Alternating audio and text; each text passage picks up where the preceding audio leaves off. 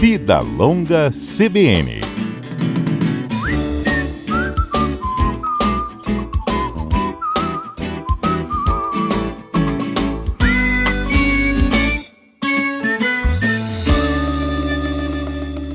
Um estudo realizado por pesquisadores da Universidade de Stanford, nos Estados Unidos, revelou que sentir emoções negativas e de maneira recorrente acelera o envelhecimento. Esse grupo de cientistas identificou que se sentir infeliz, solitário, não só acelera as questões emocionais, como também há um desgaste biológico. Em 1 ano e 8 meses, 5 meses a mais do que um efeito que é provocado pelo hábito de fumar, por exemplo. Nós vamos debater um pouquinho mais desse estudo com uma convidada nossa que chega agora no Vida Longa CBN deste sábado. É a médica psiquiatra, doutora Maria Benedita Reis. Bom dia, doutora. Bom dia, Fernanda. Bom dia, ouvintes. Doutora, vamos falar um pouquinho do que a senhora entendeu desse estudo e o que isso representa de fato nas nossas vidas? Sim, é um estudo muito interessante. E esse estudo repercutiu aí no Brasil inteiro e no mundo, né? É um estudo norte-americano onde foram avaliados 280 mil pessoas, cidadãos norte-americanos, e os pesquisadores queriam estudar, usando ferramentas da inteligência artificial, relação da solidão com o aceleramento, com o envelhecimento biológico mais antecipado, mais precoce. Uhum. E, surpresamente, assim, o resultado mostrou uma significativa ligação, correlação da solidão. Solidão essa que foi avaliada através de parâmetros que já são validados cientificamente. Então, eram questionários que já fizeram parte de várias pesquisas, daí eles já foram validados para a população norte-americana, cada país precisa validar. E se percebeu que pessoas que responderam positivamente para a solidão, elas apresentaram alterações cardiológicas em diversos eletrocardiogramas feitos e ligados a essas avaliações por inteligência artificial. E não é uma surpresa, isso é sabido, mas nunca foi medido, ou pelo menos vem sendo medido. Está sendo pesquisado por vários centros internacionais, tanto na Inglaterra, nos Estados Unidos e na Alemanha. Né? Há um impacto profundo, um impacto negativo do isolamento social sobre a saúde. Né? E é, como você disse, tão perigoso quanto o tabagismo. E independe da pandemia. Claro que a pandemia fez-se pensar muito sobre o isolamento, mas nós não estamos falando de um isolamento físico, nós estamos falando de sentir-se solitário, sem pertencimento. É até um contrassenso ao que a gente vive hoje, né? Todo mundo altamente conectado, participando de redes sociais, tendo grupos de conversa dentro da palma, né, do seu smartphone, e as pessoas não se conectam, né? Apesar de estarem conectadas. Pois é extremamente contraditório, mas, ao mesmo tempo, existe uma falsa sensação de pertencimento, há uma falsa sensação de estar junto. Existe, você tem vantagens sim. Famílias têm parentes que moram em outros estados, outros países, outras cidades, e você que se conecta com a escolinha do seu filho, com o seu trabalho, enfim, há muitas vantagens. Isso é uma coisa. A outra coisa é viver neste mundo praticamente paralelo, e aí entram algumas situações de sofrimento emocional, de sofrimento psíquico, que levam a um isolamento e muitas vezes ao uso abusivo, digamos assim, das redes e a uma consequente ausência do contato físico. É disso que está falando, né? Dessa sensação de de não pertencimento a um grupo, de solidão, e a gente vai conversar sobre isso. Pois é, doutora, e a gente está criando gerações assim, né? Que são altamente solitárias, ou seja, elas não conhecem as pessoas fisicamente, né? Elas não se abraçam, não se beijam. Elas têm dificuldade quando chegam à universidade, eu vejo alguns pacientes que eu recebo, mas não, é tudo muito junto, é tudo muito colado.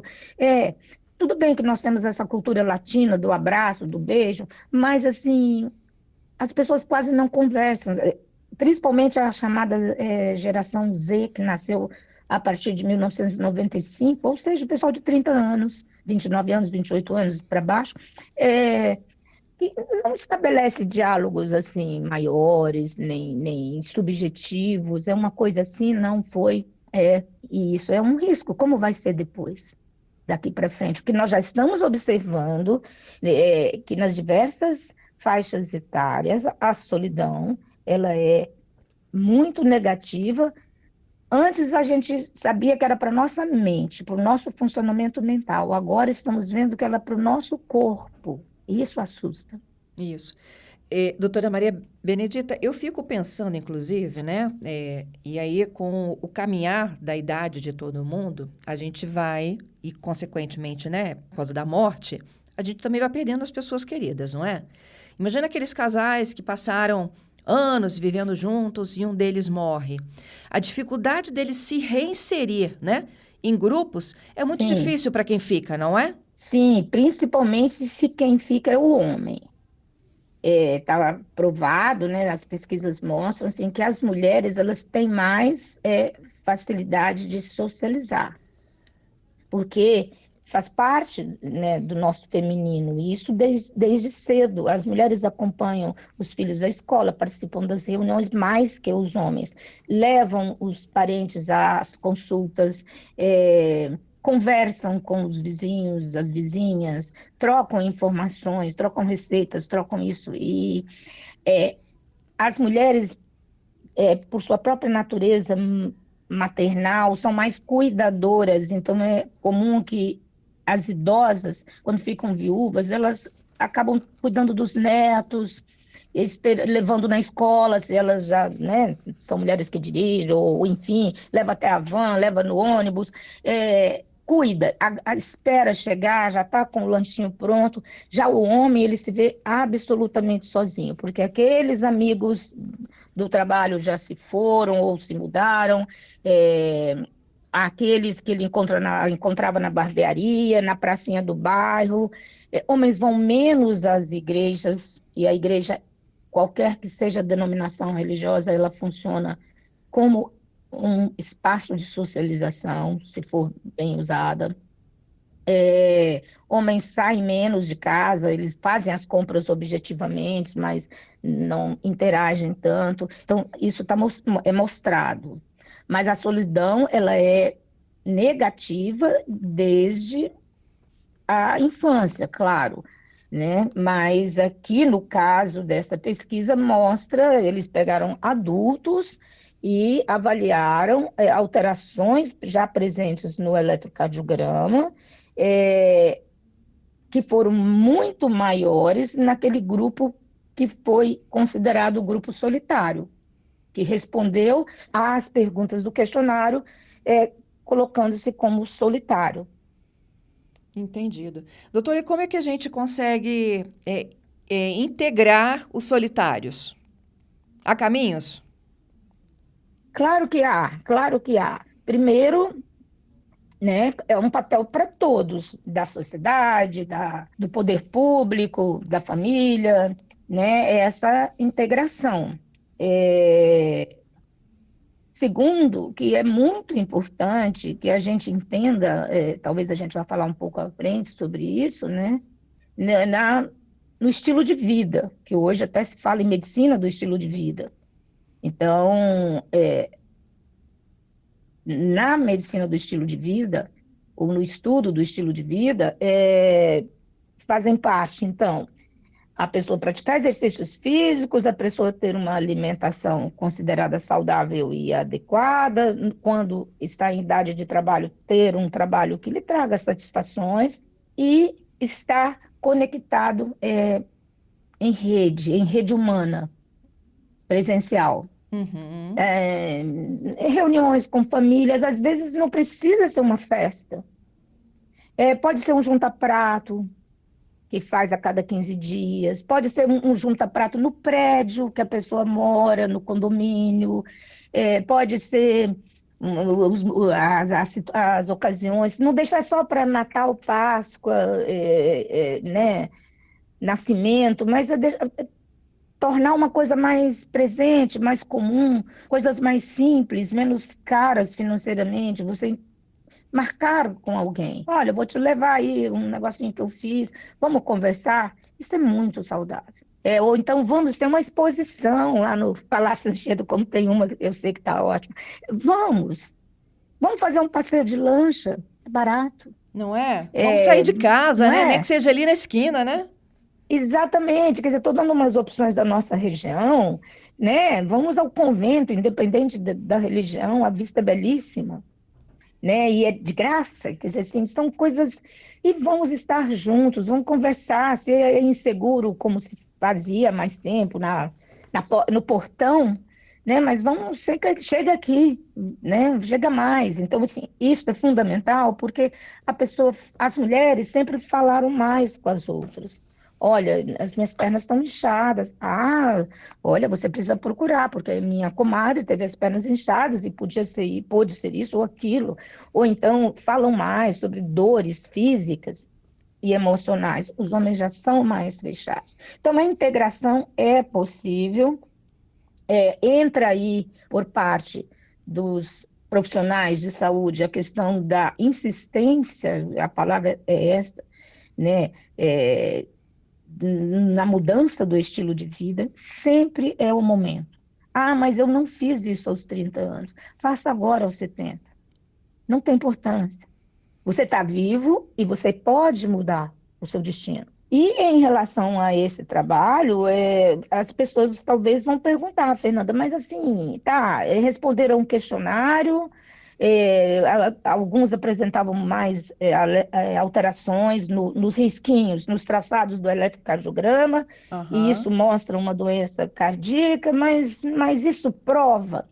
Não, esse foi o trabalho que eles apresentaram usando inteligência artificial e usaram 280 mil pessoas. Não são 280 pessoas, 280 mil elementos, pessoas que foram estudadas. Então, é um trabalho robusto. Tá? Ele é bem interessante por sua robustez. Agora, outros trabalhos de outras universidades têm mostrado o quê? Que pessoas solitárias, que se sentem sozinhas, porque a pessoa pode morar numa casa com outras pessoas, mas ela se sente absolutamente sozinha. Verdade. Então não é só a pessoa que mora numa ELPI, que seria uma casa de repouso. Às vezes dança, às vezes ri, ou às vezes já está num nível que não tem consciência e não e acha todo mundo ali, tá junto.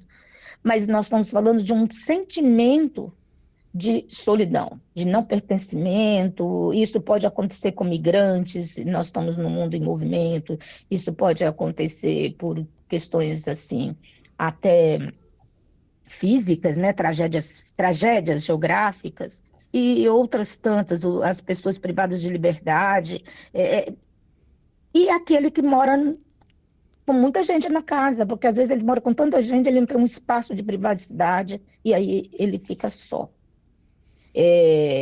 Bom, as pessoas que então se sentem sozinhas ou estão efetivamente sozinhas, elas, em geral, as pesquisas científicas mostraram o quê? Que produzem mais cortisol do que aquelas pessoas, inclusive esse trabalho norte-americano que avaliou 280 mil pessoas. Aqueles que responderam positivamente para a solidão, eles tinham níveis sanguíneos de cortisol plasmático, que é um hormônio que todos nós liberamos e que é saudável, bastante elevados. Quando esse hormônio está muito elevado, se torna tóxico. E, além disso, e paralelo a isso, essas pessoas apresentavam mais inflamação.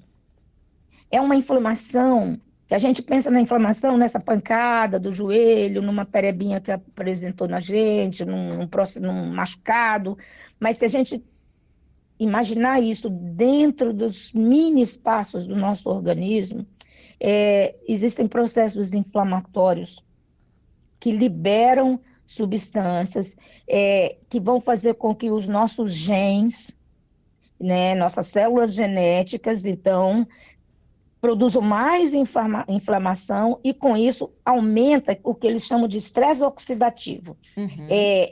Falta de oxigênio nas pequenas artérias, e aí o quê? Pequenos AVCs, ou grandes AVCs, mas os pequenos entupimentos vasculares em dedos de pé, nas extremidades, Sim. Principalmente membros inferiores. E mais infarto do miocárdio. E, além disso, então, isso é orgânico, como o título da pesquisa. As pessoas que são muito objetivas e querem provas orgânicas, elas estão aí agora, tá? Agora, o que mais é sabido que a solidão provoca? A solidão, ela é um estado, né, que antes a gente dizia que era uma preocupação dos profissionais da saúde mental. Hoje, a gente vê que ela é um assunto de saúde pública. Sim. Não é? Nós estamos falando de morte precoce. Então, olha como mudou. É uma situação de saúde pública. E aí, a solidão, ela está muito relacionada com o ato de fumar. E o ato de fumar faz muito mal. Ela também está relacionada com má alimentação. A pessoa, em geral, a solidão ela é fruto, quando ela não é algo assim, ou social, porque a solidão pode ser social, a pessoa, né, está empobrecida, foi colocada num local, foi para um hospital e não tem parentes, ou os parentes estão também doentes, ou são idosos, mas a gente está falando de pessoas, né, que se sentem sozinhas ou estão efetivamente sozinhas. Isso não tem a menor importância, porque nós nos sentirmos é igual sermos para o nosso cérebro. Isso gera um maior risco de doença cardiovascular. Já vimos alguns dos motivos, mas não é só esse. A pessoa não faz exames de controle, não vai às unidades de saúde ou ao plano de saúde para fazer aquelas consultas semestrais ou anuais, aquela manutenção de um estado de saúde, as avaliações de rotina, não faz exames de mama, não faz exames de próstata, a pessoa não se cuida, e aí ela pode morrer antes. Entendido. Doutora, para finalizar, eu estou conversando, gente, no Vida Longa CBN deste sábado com a doutora Maria Benedita Reis, psiquiatra. A gente está falando dos efeitos da solidão na nossa vida longa, né, que a gente se propõe a ter. Eu queria finalizar com 5 dicas da senhora. Show solidão. Sair, ir à luta, pertencer, né? Pertencer. Então, não precisa, mas eu não tenho dinheiro para pagar um clube. Não, pertença a um grupo. Um grupo, pode ser o grupo que joga dominó na pracinha, ou ao grupo das mulheres que fazem tricô numa determinada associação, ao grupo das pessoas que querem estudar francês, ao grupo daqueles que já evoluíram para estudar alemão, e assim vai, cada um no seu desejo. Grupo de esporte, se é mais jovem, aquele esporte que se enquadrou, e a pessoa se enquadrou nele. Tem uns que gostam de beach tênis, outros já preferem outro esporte. Atividades sociais, ir a eventos sociais, procurar o que tem possível, né? Tem muitas coisas gratuitas e de baixo preço. Conversar por telefone com os familiares que não estão ali do nosso lado. Ligar, as pessoas ficam esperando. Não, eu não liguei porque ela não me ligou. Uhum. Não ligue. Ligue, talvez nem precise você dizer eu estou só, talvez aquela outra pessoa vai dizer eu estou me sentindo tão só, e era por isso que ela não estava te ligando. Participar de serviços religiosos. Uma grande dica que eu dou, que isso pode ser um papo para uma outra conversa, que é o trabalho voluntário. O trabalho voluntário é extremamente terapêutico, ele é um medicamento, não é para aquele que recebe, é para quem faz. E você faz amigos naquele trabalho voluntário, mesmo que seja um sopão, É isso mesmo aí. que o seu local seja você vai cortar a cenoura, tudo bem, né? Depois você muda de função, mas você ri. Esse encontro com familiares. E, assim, há muitas pesquisas que dizem que estar com um parceiro, estar casado, juntado, amigado, é, estar menos só. Eu diria que há controvérsias, mas, assim, é, às vezes a gente não está bem e aí precisa se afastar de relacionamentos tóxicos e procurar outras situações mais legais. Mas estar junto com alguém é sempre bom, porque você planeja coisas, você faz coisas, você divide coisas. O que Adorei, você viu, acha, doutora? Fernanda? Eu adorei suas dicas. Temos que colocar em prática e ensinar também essas novas gerações que o mundo é feito mais do que as relações da internet, né? Com certeza. Que existe toque, que existe afeto, mas é que existe olhar, né? Um olhar que nem sempre no vídeo ele se faz presente. Existe cheiro, existe aquela ansiedade normal, boa, de encontrar com alguém, mesmo que seja com amigos, amigas, né? Isso aí. Doutora, foi um prazer contar com a sua participação no Vida Longa CBN, viu? Até a próxima. Até a próxima. Tchau, tchau. Tchau. Eu conversei com a doutora Maria Benedita Reis, é psiquiatra e uma de nossas convidadas nesta manhã de sábado aqui no nosso CBN Vitória.